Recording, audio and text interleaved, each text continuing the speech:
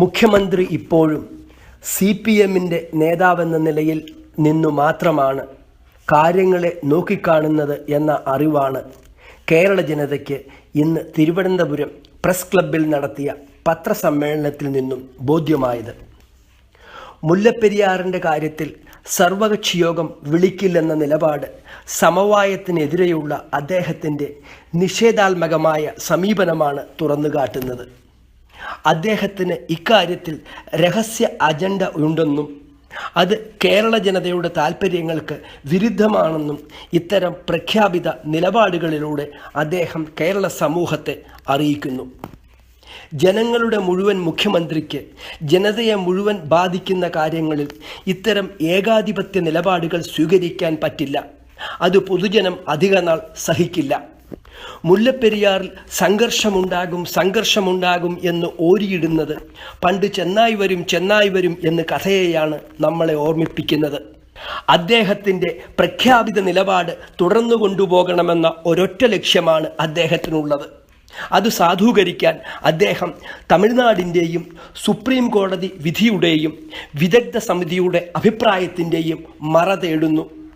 Dam സുരക്ഷിതമല്ലെന്ന യാഥാർത്ഥ്യത്തെ അവഗണിച്ച് സ്വന്തം മനസ്സിലുള്ള രഹസ്യ അജണ്ടയുമായി മുന്നോട്ടു പോകാൻ തീരുമാനിച്ചിരിക്കുന്നു എന്ന ഉറച്ച അഭിപ്രായമാണ് സർവകക്ഷിയോഗം വേണ്ട എന്ന ഏകാധിപത്യപരമായ നിലപാടിലൂടെ അദ്ദേഹം കേരളത്തെ അറിയിച്ചത്.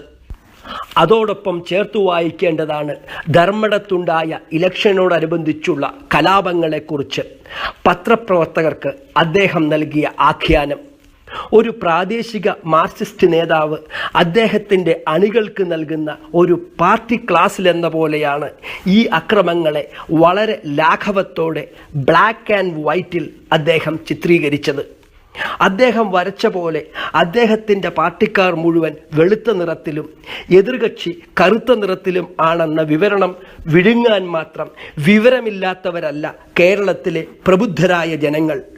കറുപ്പിലും വെളുപ്പിലും ഒതുക്കി നിർത്താൻ കഴിയാത്ത ഗ്രേ ഏരിയ, അതായത് കറുപ്പും വെളുപ്പും കലർന്നു കിടക്കുന്നിടത്താണ് മനുഷ്യർ ഇടപെടുന്ന എല്ലാ കാര്യങ്ങളും നടക്കുന്നതെന്ന് മനസ്സിലാക്കാനുള്ള കോമൺ സെൻസ് മലയാളിക്കുണ്ട്.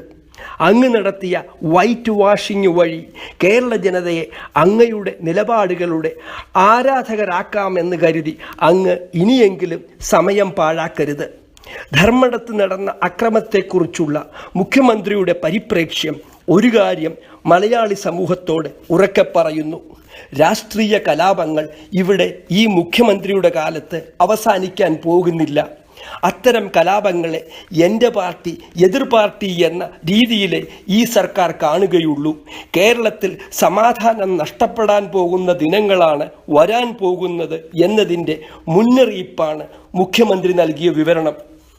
അതോടൊപ്പം ഇന്നുണ്ടായ മറ്റൊരു സംഭവമാണ് അഞ്ജു ബോബി ജോർജിൻ്റേത്. സ്പോർട്സ് താരങ്ങൾക്കും കലാകാരന്മാർക്കുമൊന്നും രാഷ്ട്രീയമില്ലെന്ന് പറയുന്നത് തെറ്റാണ്. അവർക്ക് രാഷ്ട്രീയ ചായ്വുകൾ ഉള്ളതുകൊണ്ടാണ് ഒരു സർക്കാർ അവരെ തെരഞ്ഞുപിടിച്ച് പദവികളിൽ നിയമിക്കുന്നതും മറ്റൊരു സർക്കാർ അവരോട് സഹിഷ്ണുതയില്ലാതെ പെരുമാറുന്നതും. കഴിഞ്ഞ സർക്കാർ നിയമിച്ച ഇത്തരം സ്ഥാനങ്ങളിൽ നിന്നും സ്വമേധയാ പുതിയ സർക്കാർ വന്നപ്പോൾ രാജിവെക്കുക എന്നതാണ് മാനം കാക്കാൻ പറ്റിയ മാർഗം. കഴിഞ്ഞ സർക്കാർ വിമാനക്കൂലി നൽകാൻ നിയമം ഉണ്ടാക്കിയെങ്കിൽ അതിൻ്റെ പേരിൽ അവരെ സ്പോർട്സ് മന്ത്രി ചോദ്യം ചെയ്യുന്നതും മുഖ്യമന്ത്രി അതിനെ പത്രസമ്മേളനത്തിൽ ന്യായീകരിക്കുന്നതും ശരിയല്ല. ആദ്യം അത്തരം നിയമങ്ങൾ നിങ്ങൾക്കിഷ്ടമല്ലെങ്കിൽ മാറ്റണം.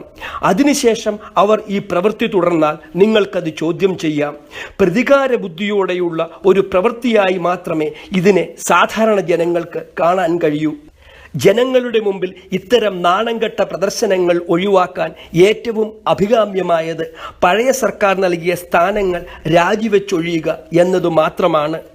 DGP മുതലുള്ള സിവിൽ സർവീസ് പദങ്ങളിൽ തങ്ങളോട് ചായ്വുള്ളവരെ പ്രതിഷ്ഠിച്ച നടപടി കണ്ടപ്പോൾ തന്നെ ഇത്തരം പദവിയിലുള്ളവർ രാജിവെച്ചൊഴിയും എന്നാണ് ഞങ്ങളൊക്കെ പ്രതീക്ഷിച്ചത്. ഇതോടൊപ്പം പറഞ്ഞ മറ്റൊരു കാര്യമാണ് സ്റ്റേറ്റ് സിവിൽ സർവീസിൻ്റേത്. വളരെ ജനോപകാരപ്രദമാകുന്ന ഒരു കാൽവയ്പ്പാണിത്. എന്നാൽ സ്റ്റേറ്റ് സിവിൽ സർവീസ് സെലക്ഷൻ പൂർണ്ണമായും നിഷ്പക്ഷമായ ഒരു സമിതി നടത്തിയില്ലെങ്കിൽ വീണ്ടും സ്വന്തം പക്ഷക്കാരും മറുപക്ഷക്കാരും എന്ന വേർതിരിവ് അവിടെയും ഉണ്ടാകും.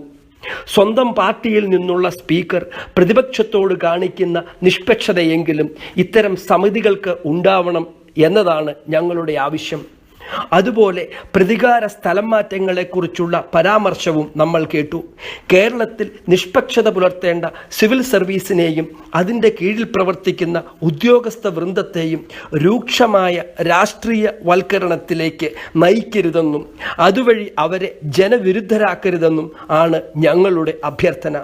ഉദ്യോഗസ്ഥ സ്ഥലം മാറ്റത്തെക്കുറിച്ച് രാഷ്ട്രീയമായ ഒരു നിലപാടെടുത്ത് പ്രതികാര നടപടികൾ എടുത്തത് നേരെയാക്കും എന്ന് പ്രഖ്യാപിച്ചത് കേരളത്തിൽ ഇനിയും വരാൻ പോകുന്ന ശക്തമായ ഉദ്യോഗസ്ഥ രാഷ്ട്രീയവൽക്കരണത്തിൻ്റെ ഓർമ്മപ്പെടുത്തലാണ്. ഇത്തരമൊരു നിലപാടിൻ്റെ വെളിച്ചത്തിൽ വേണം ഇന്നലെ സെക്രട്ടേറിയറ്റ് ഉദ്യോഗസ്ഥർക്ക് നൽകിയ ഉപദേശങ്ങളെ നോക്കിക്കാണാൻ. ഉദ്യോഗസ്ഥർക്കിടയിൽ ഞങ്ങളുടെ വർഗവും എതിർവർഗവും ഉണ്ടാകുമെന്നും ആ വിവേചനത്തോടെയായിരിക്കും ഭരണം മുന്നോട്ടു പോകുന്നതെന്നും ഇതോടെ നമുക്കുറപ്പായി. സംസ്ഥാനത്തെ മുഖ്യമന്ത്രിയിൽ നിന്നും നമ്മൾ പ്രതീക്ഷിക്കുന്നത് സമവായത്തിൻ്റെ പാതയാണ്. മുല്ലപ്പെരിയാറിൽ സർവകക്ഷി യോഗം വേണ്ടെന്ന നിലപാട് തന്നെ ആ സമവായത്തിൻ്റെ നിഷേധമാണ്. നൂറ്റാണ്ട് പഴക്കമുള്ള ഡാം അപകടകരമാണെന്ന് ബോധ്യപ്പെടാൻ ഇനിയുമൊരു അന്താരാഷ്ട്ര ഉപദേശക സമിതിയുടെ ആവശ്യമില്ല. ആ ഉപദേശക സമിതിയെ നിയമിക്കുന്നവരുടെയും അതിലെ അംഗങ്ങളുടെയും അഭിപ്രായവും നിലപാടുമാണ് വിദഗ്ധ അഭിപ്രായവുമായി പുറത്തുവരുന്നത്. മുൻ ജലമന്ത്രി പറഞ്ഞതുപോലെ സെൻട്രൽ വാട്ടർ കമ്മീഷൻ്റെ ചെയർമാൻ തമിഴ്നാട്ടുകാരനായതുകൊണ്ട് തമിഴ്നാടിനെതിരായൊരു നിലപാട് ഉണ്ടാകില്ലെന്ന് ഉറപ്പായിരുന്നെന്ന് സമർത്ഥിച്ചതുപോലെ ഇതുവരെയുള്ള എല്ലാ വിദഗ്ധ സമിതിയും അത്തരം പക്ഷപാതങ്ങൾ വഴി ദൂഷിതമാക്കപ്പെട്ട തമിഴ്നാടിന് അനുകൂലമായ അഭിപ്രായമാണ് പുറപ്പെടുവിച്ചത്. വിദഗ്ധ സമിതിയേക്കാൾ പ്രധാനം ജനാഭിലാഷമാണ്. നൂറ്റാണ്ടു പഴക്കമുള്ള അണക്കെട്ടിൻ്റെ തകർച്ചയെന്ന യാഥാർത്ഥ്യമാണ് മുഖ്യമന്ത്രിയെ നയിക്കേണ്ടത്. അതിനു പകരം ഏതോ രഹസ്യ അജണ്ടയുടെ പേരിൽ തമിഴ്നാട് സംഘർഷമുണ്ടാക്കുമെന്ന ഭീഷണി ഉയർത്തി പുതിയ അണക്കെട്ടെന്ന ആവശ്യത്തിൽ നിന്നും പിന്നോക്കം പോകാൻ കേരള ജനത സമ്മതിക്കില്ല. യാതൊരു ആവശ്യവുമില്ലാതെയാണ് മുല്ലപ്പെരിയാർ എന്നൊരു നോൺ ഇഷ്യൂ, അതായത് ആവശ്യമില്ലാത്ത വിഷയം അധികാരമേറ്റയുടനെ അവതരിപ്പിച്ചതും ഏതോ രഹസ്യ അജണ്ടയുടെ പേരിൽ ഇത്തരമൊരു ജനവിരുദ്ധ നിലപാട് എടുത്തതും. കേരളത്തെ അസ്വസ്ഥമാക്കുന്ന ഒരു സ്ഥിതിവിശേഷം മുഖ്യമന്ത്രിയുടെ ഏകപക്ഷീയമായ അനവസരത്തിലുള്ള തുടരെയുള്ള പ്രഖ്യാപനം വഴിയും സർവകക്ഷി യോഗം നിഷേധിച്ചതിലൂടെ സമവായത്തിനെതിരെ എടുത്ത നിലപാട് വഴിയും ഇവിടെ സംജാതമാക്കിയിരിക്കുന്നു. ധർമ്മടത്തെ അക്രമങ്ങളെ കറുപ്പും വെളുപ്പും ചായങ്ങളിൽ ചിത്രീകരിച്ച് ഞങ്ങൾ ശരി മറ്റുള്ളവർ തെറ്റ് എന്ന നിലപാട് ക്രമസമാധാന പാലനത്തിൽ സ്വീകരിച്ചിരിക്കുന്നത് കേരള ജനതയെ ആശങ്കയിൽ ആഴ്ത്തിയിരിക്കുന്നു. സംഭവങ്ങൾ ഒരിക്കലും കറുപ്പും വെളുപ്പും വെവ്വേറെ നിൽക്കുന്നവയല്ല. രണ്ടു ഭാഗത്തും കറുപ്പും വെളുപ്പും കലർന്ന പ്രവർത്തനങ്ങൾ ഉണ്ടാകും. അത് കണ്ടില്ലെന്ന് നടിക്കുന്ന പക്വതയില്ലാത്ത ഒരു നിലപാടാണ് മുഖ്യമന്ത്രിയുടെ ധർമ്മടം പ്രസ്താവനയിൽ നമ്മൾ കണ്ടത്. ഈ നിലപാട് പോലീസ് സേനയുടെ നിഷ്പക്ഷമായി നീതി നിർവഹണം നടത്താനുള്ള ശക്തിയെ വല്ലാതെ തളർത്തും. ഏതായാലും ഇതുവരെയുള്ള സർക്കാരിൻ്റെ പൊതുപ്രഖ്യാപനങ്ങൾ ആശാവഹമല്ല. ഇവിടുത്തെ മനുഷ്യക്കുരുതി അവസാനിപ്പിക്കാനുള്ള ശക്തമായ നിലപാട് ഈ സർക്കാരിനില്ല. അക്രമങ്ങളെ ഞങ്ങളുടെ ഭാഗമെന്നും നിങ്ങളുടെ ഭാഗമെന്നും വേർതിരിച്ച് ചിത്രീകരിക്കുന്ന സങ്കുചിതമായ മനസ്ഥിതിയാണ് ക്രമസമാധാനത്തെ നയിക്കുന്നത്. കേരളത്തിലെ പ്രബുദ്ധരായ ജനത ഇതിനെതിരെ പ്രതികരിച്ച് സർക്കാരിൻ്റെ ഈ നിലപാടുകളിലെ തെറ്റ് അവരെ ബോധ്യപ്പെടുത്തണം. സോഷ്യൽ മീഡിയയിലൂടെയും കത്തുകളിലൂടെയും മറ്റ് ആശയവിനിമയങ്ങളിലൂടെയും സർക്കാർ നിഷ്പക്ഷമായി പ്രവർത്തിക്കാനും സമവായത്തിലൂടെ തീരുമാനമെടുക്കാനും പ്രവർത്തനങ്ങളിൽ സുതാര്യത ഉറപ്പിക്കാനും ജനങ്ങൾ ഉണർന്നു പ്രവർത്തിക്കണം. പാർട്ടിയുടെ പദത്തിൽ നിന്നും താഴെ ഇറങ്ങി സകല ജനങ്ങളുടെയും പ്രതിനിധിയായി പ്രവർത്തിക്കാൻ മുഖ്യമന്ത്രിയെ നിർബന്ധിക്കണം. ധർമ്മടം പോലുള്ള സംഭവങ്ങളിൽ സ്വന്തം അഭിപ്രായം പറഞ്ഞ് ഉദ്യോഗസ്ഥരെ ആ ലക്ഷ്യത്തിലെത്താൻ പ്രേരിപ്പിക്കാതെ സ്വതന്ത്രവും നിഷ്പക്ഷവുമായ അന്വേഷണം നടത്താൻ അനുവദിക്കണം. ഇത്തരം രാഷ്ട്രീയ അക്രമങ്ങളെക്കുറിച്ച് കറുപ്പും വെളുപ്പും വേർതിരിച്ചുള്ള പ്രഖ്യാപനങ്ങൾ ഒഴിവാക്കണം. ഇനി വരുന്ന 5 വർഷം അങ്ങ് നയിക്കുന്ന പാർട്ടി ഭരണമല്ല ഞങ്ങൾക്ക് ആവശ്യം.